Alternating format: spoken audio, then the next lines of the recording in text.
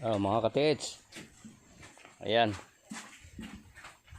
ganyan kahirap yung ang pagtitreasure. Ibang klase sa area na to, parang yung lupa galing sa taas, yung malagkit.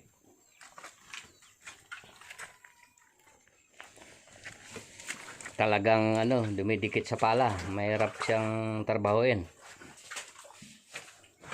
Ganyan ka-risky yung treasure hunting.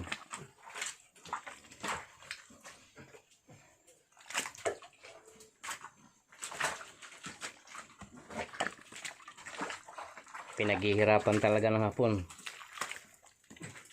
para lang maabala tayo. Susubukin yung tiyaga natin. Ang tingin ko talaga iba kaya naman dinadakot na lang Noong nasa mababa na tayo, nasa ilalim na tayo, biglang naglagkit, as in parang dumidikit sa pala. Si John dinadakot na yung parang magnet, dumidikit sa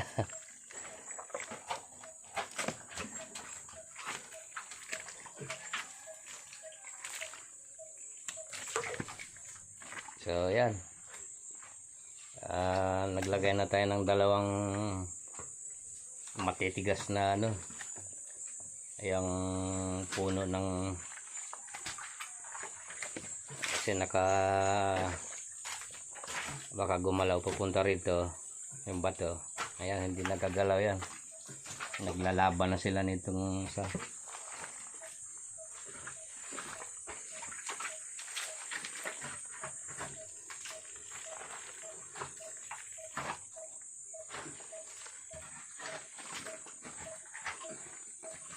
Medyo matatagalan tayo rito sa portion na to kasi nagpalit ng leer. Hindi kagaya sa Palaka na puro nga lang. Doon naman malakas ang tubig doon kaysa sa rito. Tingnan niyo yung balon bagya nang napuno. Kanina pa yan, nagmerinda kami. Halos 2 timba lang yung laman yan. So yung target natin dyan sa dudukot muna tayo banda roon bago pa ilalim.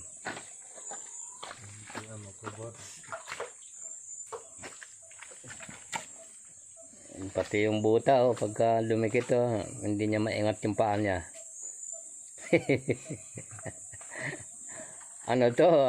Sadya ito.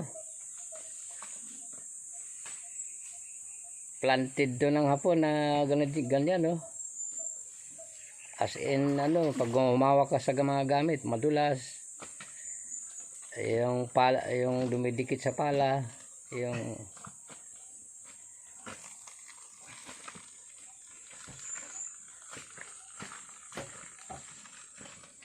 so ganyan ka-risky yung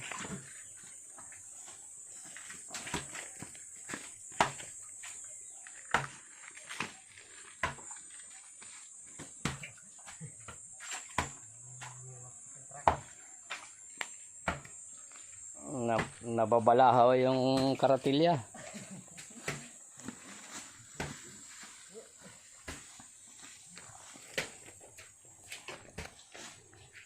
Balikan natin yung bato na nag-negative sa laman.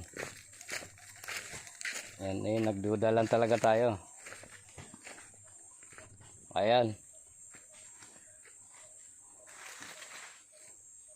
Pagdating ng umaga, kusa na naghiwala yan. Pukpuk lang ng konti. Kasi pinasindihan ko nung gabi. Ganyan lang kasimple yung tirada dyan. Ayan, pagdating ng umaga, pukpuk lang ng pinabuhusan ko ng tubig nung pagdating ng umaga, kusa siyang lagutukan, kusa naghihiwalay. Kailangan pang mga ganyan Gagamitan mo pa ng ano yan.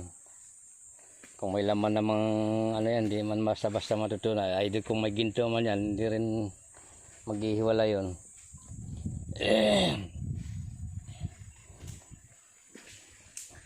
Kaysa pag ubusan pa ng lakas, eh baka mamaya may uusok na ano dyan. Ano, disgrasya pa yung tawang ko. Pinasilabang ko nga.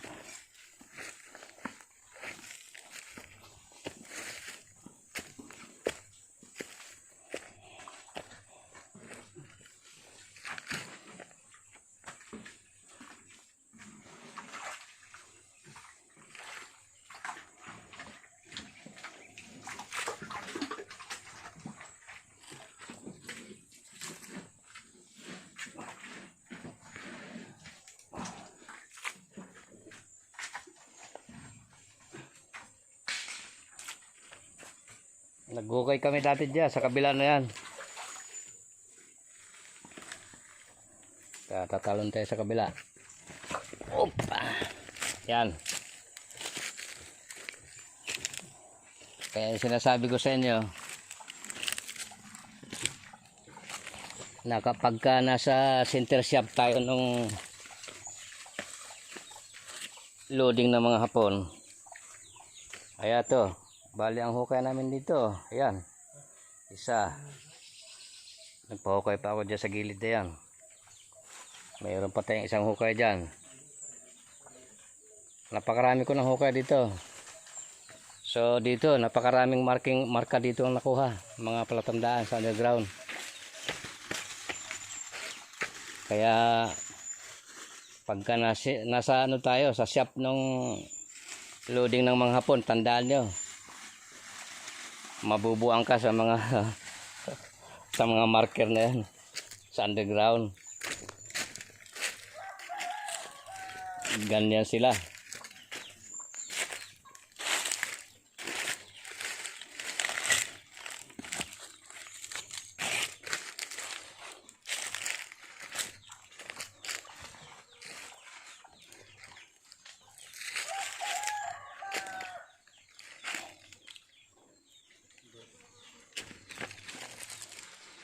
Ayan sa talad yan Kaya yan, yung parang upuan na yan may baitang. Kaya naisipan kong hukayin dito sa lugar na to.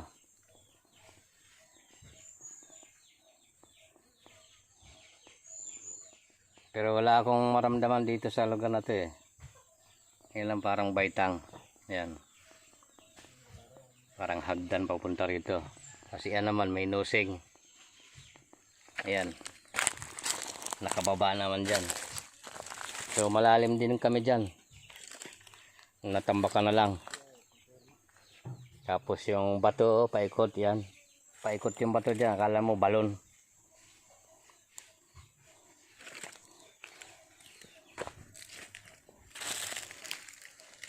So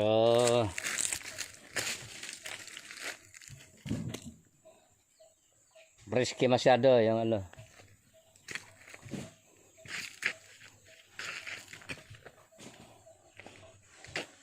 Ginagawa ko lang bahagi ng ano yan, ng research ko.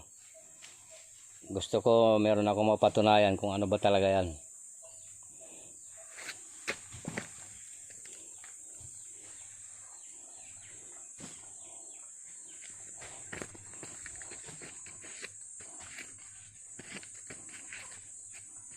Medyo matagal na rin kasi ako sa treasure. Noon pa kasama ko yung mga may pira dati. Mga millionaire yung mga kasama ko dati.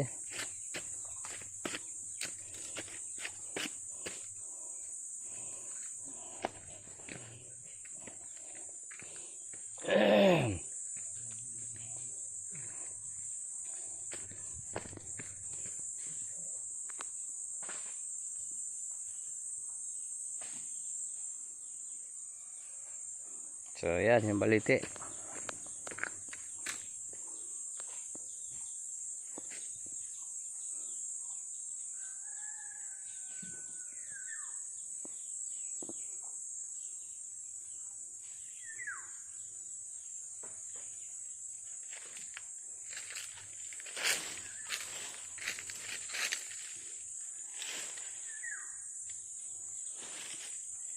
Naupuan malamang nito yung biglod. Ayan, malaking trabaho lalo. Sinasabi ng isang ka-TH na nandyan daw sa balete. Sa baba niyan. Nagkatugma kami ng yung alam, biglod yan. Sa tingin ko mas lalong risky trabaho yan.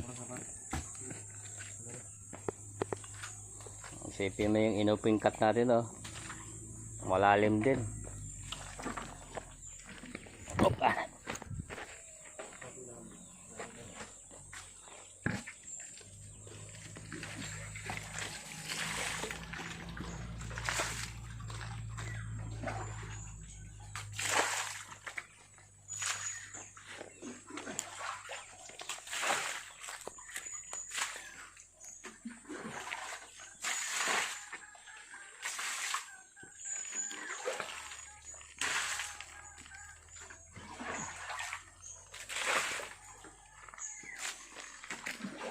Tatanil tayo dyan sa may baba ng bato na yan. Diyan mismo yung target sa ilalim ng bato.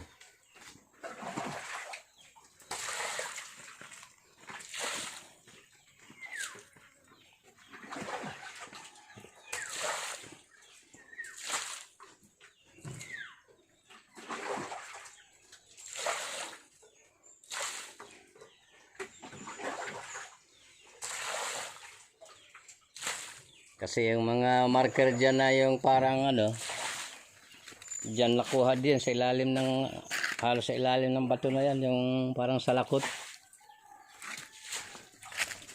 Ito yun yan. Parang sombrero. Iba nga ang kulay Magkatabi sila, pati yung parang corona na to. Diyan sa ilalim nito, banda ng mismong bato na to. So, yun, another, tingnan din natin ulit.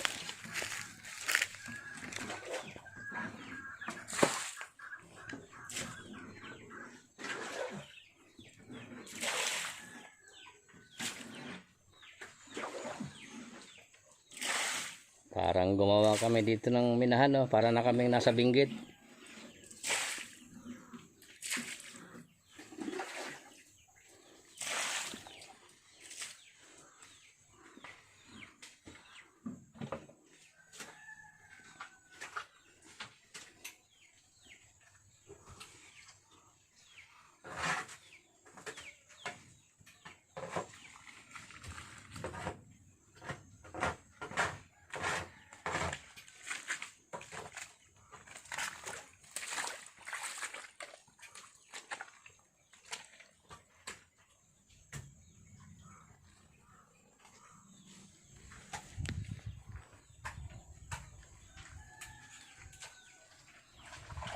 Sige mga ka-TH, follow up report na lang,